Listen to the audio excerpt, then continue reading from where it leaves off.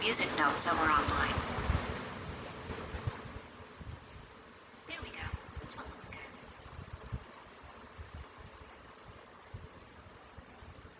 You can even adjust the image using the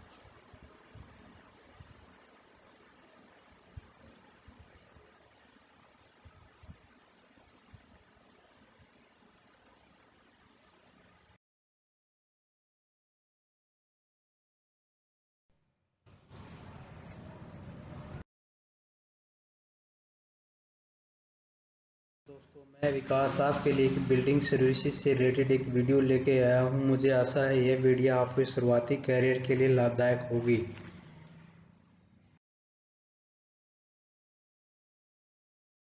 building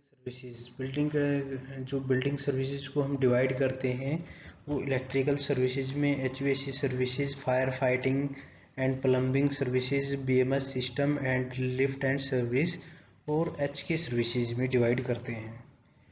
let's explain one by one. Electrical services में क्या क्या equipment आते हैं, हम बेसिक एक हम आपको ब्यौरा दे देते हैं। जियो स्विच एक एच टी इक्विपमेंट है।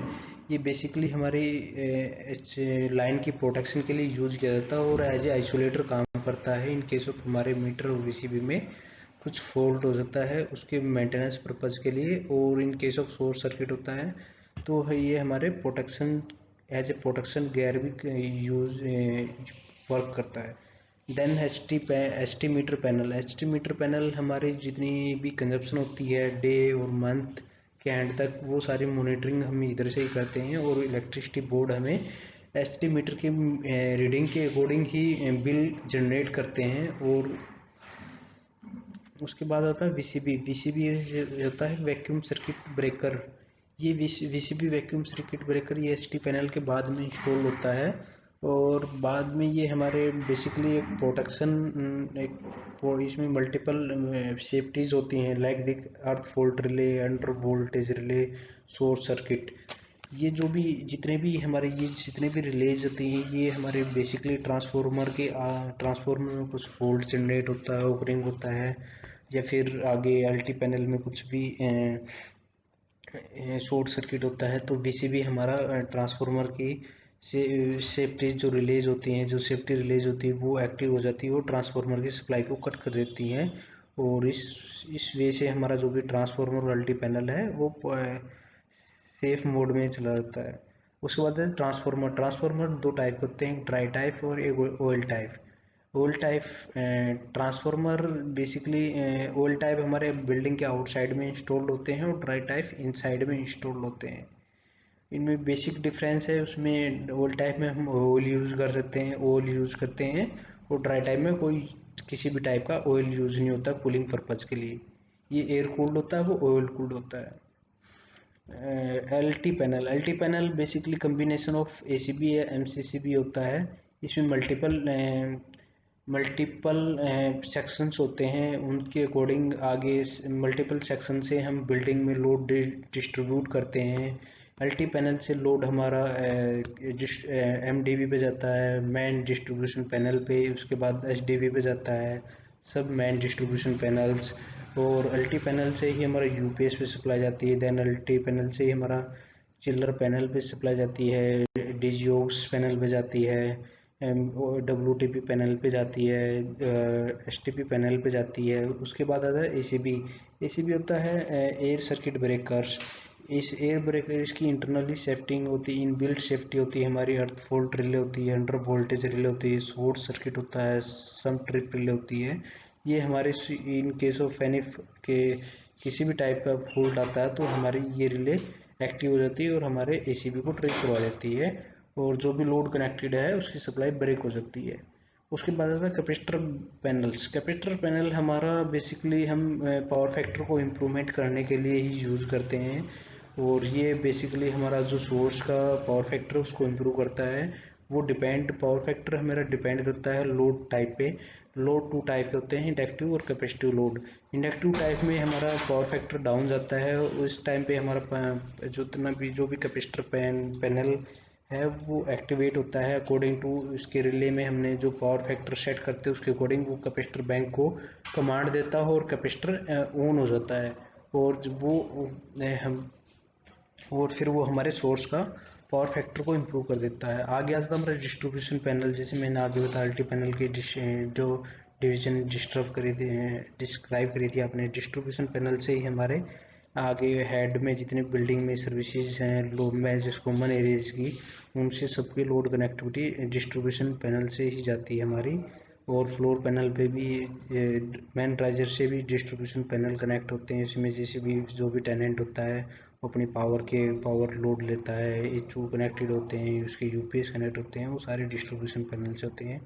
डीबी पैनल्स होता है बेसिकली ये सब डिस्ट्रीब्यूशन पैनल से हम डीबी पैनल को सप्लाई देते हैं। डीबी पैनल से ही आगे जितने भी एमसीसीबी, आरसीसीबी और ईएलसीबी, एमसीबी यूज़ होके हम आगे लाइटिंग और पावर सॉकेट को सप्लाई कनेक्ट करते हैं डीबी के थ्रू। आगे आते हैं एमसीसीबी में 100 एम्पियर से ऊपर से होती है, एमसीबी 100 एम्पियर से नीचे होती है। आरसीसीबी हमारे आरसीसीबी होती है, एएलसीबी होती है, कनेक्टर होते हैं और सिलेक्टर स्विच होते हैं, ऑटो मैनुअल स्विच होते हैं, लैंप इंडिकेटर लैंप होते हैं, एलईडी ब्लैक हेडलाइट होती हैं। ये सारे हमारे बेसिक इक्विपमेंट होते हैं इलेक्ट्रिकल के जो बिल्डिंग में यूज़ होते हैं।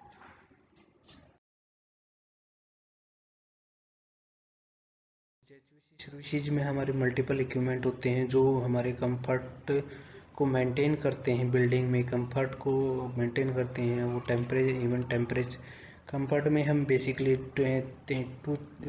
दो चीज़ें मेंटेन करते हैं। फर्स्ट टेम्परेचर, बिल्डिंग में हम 23 ±1 टेम्परेचर मेंटेन करते हैं as per governments norms. Second humidity, relative humidity में हम भी 50 ±10 मेंटेन करते हैं सो डैट जो हवा में वाटर के कंटेंट है वो मेंटेन रहें और टेम्परेचर मेंटेन रहे, सो डैट जो कंफर्ट है वर्किंग कंफर्ट है वो मेंटेन रहे और एम्प्लॉय अपने काम पे कंफर्ट जोन अगर एम्प्लॉयज़ को बेटर मिलेगा तो एम्प्लॉयज़ अपने वर्क प्लेस पे अपने जो टास्क है उस पर ज़्यादा फोकस करेगा। कंफर्ट अगर हमें बेटर मिलेगा तो कंफर्ट में हमारा एचवीएसी सिस्टम में आते हैं वाटर कूल्ड आ जाता है, वाटर कूल्ड चिल्लर आता है, एयर कूल्ड चिल्लर आता है, कूलिंग टावर आता है, सेकेंडरी पंप होते हैं, प्राइमरी पंप होता है, कंडेंसर पंप होता है, एयर सेपरेटर होता है, सिटी फैन होता है, हॉट वाटर जनरेटर होता है। ये सारे हाई साइड के इक्विपमेंट होते हैं। अब लो साइड के इक्विपमेंट आ जाते हैं हमारे फ्लोर माउंटेड एचओ होते हैं, सीलिंग सस्पेंडेड एचओ होगा, एफसी होगा फैन कोर यूनिट, टीएफ होगा treated fresh air fan, HR होगा heat recovery unit, ductable unit हो जाती हैं हमारी, स्प्लिट यूनिट हो जाती हैं, देन स्प्लिट यूनिट जो हाई वॉल यूनिट्स हो जाते हैं, टावर एसीज होते हैं, कैसेट यूनिट होती हैं। ये सारे लो साइड के इक्विपमेंट हैं जो कि कंफर्ट के लिए यूज़ किए जाते हैं। और ये जितने भी वाटर कूल्ड चिलर ये जितने प्राइमरी हाई साइड के पंप इक्विपमेंट होते हैं, ये जनरली बेसिक है एचवीएसी का। डीपली मैं आपको बाद में बताऊँगा।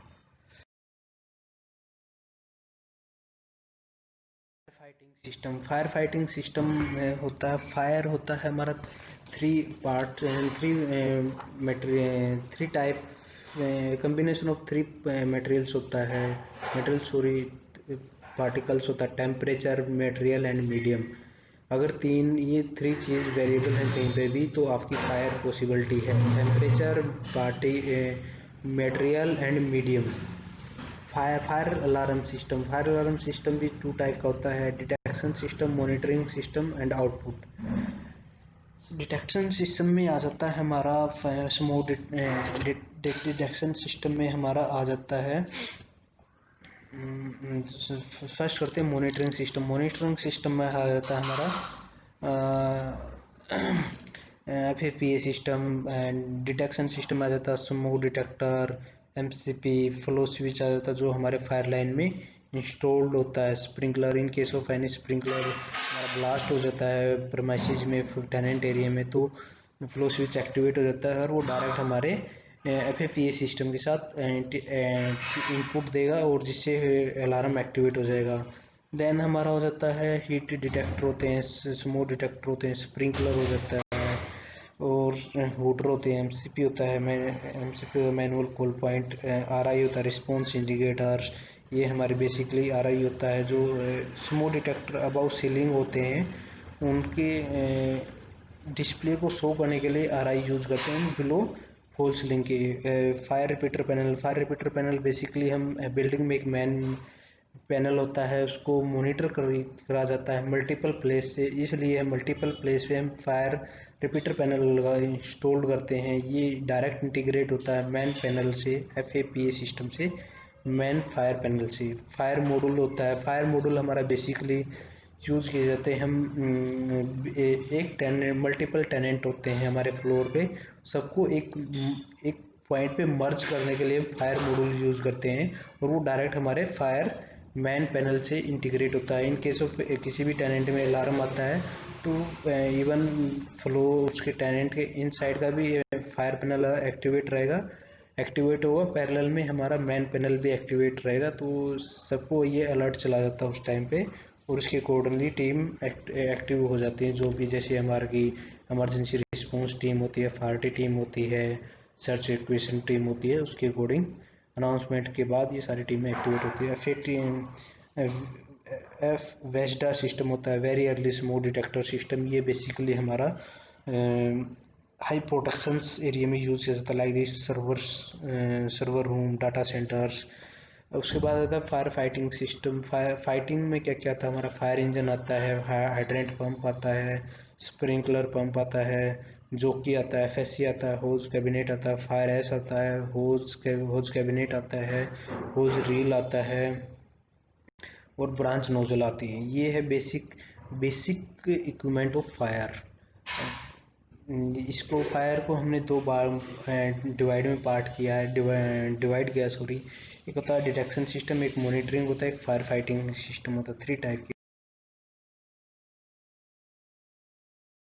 प्लम्बिंग सिस्टम क्या होता है, यह वो सिस्टम होता है जिससे हम पाइप टैंक और अदर अपरेटस के यूज़ के लिए करते हैं, पाइपलाइन यूज़ करते हैं, वाटर सप्लाई के लिए, सैनिटरी और बिल्डिंग के लिए यूज़ करते हैं प्लम्बिंग सिस्टम। प्लम्बिंग को हम डिवाइड करते हैं मल्टीपल, प्लम्बिंग में मल्टीपल हेड्स हैं। जैसे वॉशरूम है, वॉशरूम के पार्ट आते हैं, यूरिनल सिस्टम होता है, यूरिनल सिस्टम में हमारा एक सेंसर होता है, जैसे हम यूरिनल करें जो है ऑटोमेटिक एक्टिवेट हो जाता है वॉशरूम करने के बाद, और वो हमारा वाटर सप्लाई कर देता है, जिससे हमारा स्मेल को अवॉइड हो जाता है। WC वाटर टैप होता है। वाटर टैप भी हमारे कई टाइप होते हैं, मैनुअल होता है, एक सेंसर बेस्ड होते हैं, water mix water base wash basin होता है, हैंगल वाल होती है, हेल्थ फोकस गन होती है, वाटर मिक्सर होता है। वाटर मिक्सर क्या करता है, ये हमारा हॉट और कोल्ड को एक इक्वल रेशो में मिक्स करके हमारे वाटर टैप को देता है, इससे हमारी सेटिंग हो जाती है। कनेक्टेड पाइप होते हैं जो मिक्सर में और वाटर टैप में कनेक्ट होते हैं, फिर मिरर लगता है वॉशरूम में।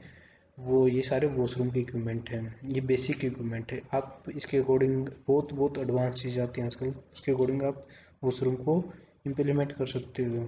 टाइप ऑफ पाइपलाइंस, जो प्लम्बिंग में किस किस टाइप की पाइपलाइन आती हैं, डोमेस्टिक वाटर पाइपलाइन आती हैं, सॉफ्ट वाटर पाइपलाइन आती हैं, फ्लैशिंग वाटर पाइपलाइन आती है, गार्डन पाइपलाइन आती हैं, फायर लाइन होती हैं, सीवेज वाटर लाइन होती हैं, ड्रेन वाटर पाइपलाइन होती है, चिल्ड वाटर पाइपलाइन होती है, कंडेंसर पाइपलाइन होती है। बेसिकली कंडेंसर और चिल्ड वाटर लाइन एक HVAC का पार्ट है, बट मल्टीपल, और इन पाइपलाइनों को हम कलर कोडिंग के अकॉर्डिंग बिल्डिंग में डिवाइड करते हैं, सो डैट हमें इजीली अंडरस्टूड हो जाए कि इन केस ऑफ एनी लीकेज कि हमने कौन सी लाइन में लीकेज हुआ और कौन सा हेड हमने की वाल्व क्लोज करनी है। आज के बाद आता है प्लांट प्लम्बिंग में कौन कौन से होते हैं। सॉफ्टनर प्लांट होता है, जो हम रो वाटर आता है उसको सॉफ्ट में कन्वर्ट करते हैं with use of salt. And raw water आता है, RO प्लांट आता है जो ड्रिंकिंग वाटर में कन्वर्ट करता है, और ये जो ह्यूमन बीइंग के यूज़ के लिए हम RO प्लांट, ह्यूमन बीइंग के लिए जो ड्रिंकिंग वाटर यूज़ करते हैं वो RO के थ्रू ट्रीट करते हैं। STP प्लांट होता है, सीवेज ट्रीटेड प्लांट। जितना भी हमारा जितना ट्रीटेड सीवरेज वाटर होता है उसको हम रिसाइकल करते हैं STP प्लांट के लिए, और बाद में हम उस वाटर को फ्लैशिंग एंड इवन गार्डन में यूज़ करते हैं। उसके बाद आता है टाइप ऑफ पंप्स कौन कौन से होते हैं। टाइप ऑफ पंप्स आते हैं हमारे डोमेस्टिक पंप्स आते हैं, सॉफ्ट पंप आते हैं, सॉफ्ट वाटर पंप आते हैं, फ्लैशिंग पंप होता है, रो वाटर पंप होता है, आरओ ट्रांसफर पंप होता है, सॉफ्ट अंडर पंप होता है, गार्डन पंप होता है। बहुत इंटेलिजेंट सिस्टम है जो एक ही यू कैन से डैट कि एक ही प्लेस से आप पूरी बिल्डिंग को मॉनिटर कर सकते हो, कंट्रोल कर सकते हो कहाँ पे क्या है। उसके अकॉर्डिंग हम एच वी सी सिस्टम में जो मेन हेड होता है हमारी इलेक्ट्रिकल कंजप्शन का, वो depends on H V C system में क्या आता है, चिल्लर प्लांट आते हैं, चिल्लर पंप होते हैं, कूलिंग टावर होता है, H U H R you fan, exhaust fan, hot water generator, air washer, scrubber. Basically हम चिलर को जो भी हम बीएमएस से मॉनिटर कर सकते हैं, उससे ऑपरेट कर सकते हैं, और चिलर पंप को भी ऑपरेट कर सकते हैं, कूलिंग टावर को भी, एचयू को भी। एचयू मेनली जो हमारी आउटपुट है, चिलर का लोड है, वो एचयू से कनेक्ट होता है। और बीएमएस इतना इंटेलिजेंट सिस्टम होता है कि एचयू की जितने भी कंट्रोलिंग होती है, लाइक दिस, जितना भी चिल्ड वाटर हमारे चिल्लर से आउट होके एचयू में जाता है, जो कि वहाँ से हीट गेन करके चिल्लर को वापस लोड देता है, उसकी जो कंट्रोलिंग होती है वो बीएमएस से होती है by through the motorise valve. उसके मोटराइज वाल्व कैसे ऑपरेट होता है, हम बीएमएस में हमारा सेट पॉइंट सेट करते हैं, उसके अकॉर्डिंग मोटराइज वाल्व ऑपरेट होती है। तो इससे क्या होगा, जैसे हमने सेट पॉइंट कर दिया तो वो मोटराइज वाल्व सेट पॉइंट के अकॉर्डिंग ऑपरेट होगी, और वो लोड के अकॉर्डिंग टेम्परेचर, सप्लाई टेम्परेचर और रिटर्न टेम्परेचर के अकॉर्डिंग वो मोटराइज वाल्व ऑपरेट होगी। और जैसे ही उस प्रोमाइसिस का टेम्परेचर मेंटेन होगा तो मोटराइज वाल्व चिल्ड वाटर की सप्लाई को धीरे धीरे क्लोज करती जाएगी। इस पॉइंट ऑफ व्यू से हमारा चिल्लर अनलोड होता है, लोड होता है सेट पॉइंट के अकॉर्डिंग। अच्छा, ये होता है heat recovery unit. Heat recovery unit हम बेसिकली टू पर्पज़ के लिए यूज़ करते हैं, कि exhaust and second fresh air. और थर्ड थिंग है fresh and exhaust fan. Fresh air ये in case of fire fan होते हैं, ये भी हमारे बीएमएस से मॉनिटरिंग होते हैं। हॉट वाटर जनरेटर ये हमारे विंटर में यूज़ होता है, जो कि हमारे कंफर्ट को मेंटेन करने के लिए। टेम्परेचर हमारे एग्रीमेंट में डिज़ाइन होता है 23 ± 1, जो कि हम इनिशियली स्टेज पे क्लाइंट के साथ एग्रीमेंट में डिफाइन करते हैं। तो विंटर में हम depends on type of building पे डिपेंड करता है, और ये आपके कैटेगरी ऑफ बिल्डिंग पे डिपेंड करता है कि आपने हॉट वाटर के सिस्टम को इंटीग्रेट या इंस्टॉल किया सिस्टम में, और अपनी जो बिल्डिंग की है उसकी रेपुटेशन या फिर अपने एक एडिशनल फीचर देने के लिए टेनेंट को हॉट वाटर यूज़ किया जाता है। बेसिकली स्पेशल बिल्डिंग में ही यूज़ किया जाता है हॉट वाटर जनरेटर, नहीं तो नॉर्मली बिल्डिंग में हॉट वाटर जनरेटर यूज़ नहीं करता। एयर वाशर यूज़ होता है। Air washer basically kitchen area और डीजी प्लांट एरिया में यूज़ होता है। ड्यूरिंग द डीजी हम उसको चिल्ड एयर देते हैं, सो डैट डीजी का टेम्परेचर मेंटेन रहे। उसके बाद इलेक्ट्रिकल सिस्टम में हम बीएमएस से इलेक्ट्रिकल एनर्जी मॉनिटरिंग करते हैं, कि एक ही जगह से बैठ के कि हमारी पर डे कितनी कंजप्शन हुई, कहाँ पे कितना लोड चल रहा है। और हम बीएमएस से इलेक्ट्रिकल मॉनिटरिंग करके ही वहाँ से एक ट्रेंड भी निकाल सकते हैं। बेसिकली पूरे इंटायर मंथ का, इंटायर ईयर का, अगर आपका सिस्टम स्मूथ हेल्दी कंडीशन में है तो ब्रेकर का स्टेटस जान सकते हो। अल्टी पैनल का जो भी इंटीग्रेट है, डीजी का स्टेटस हम बीएमएस से में ले सकते हैं, कि हम डीजी के क्या क्या पैरामीटर हैं।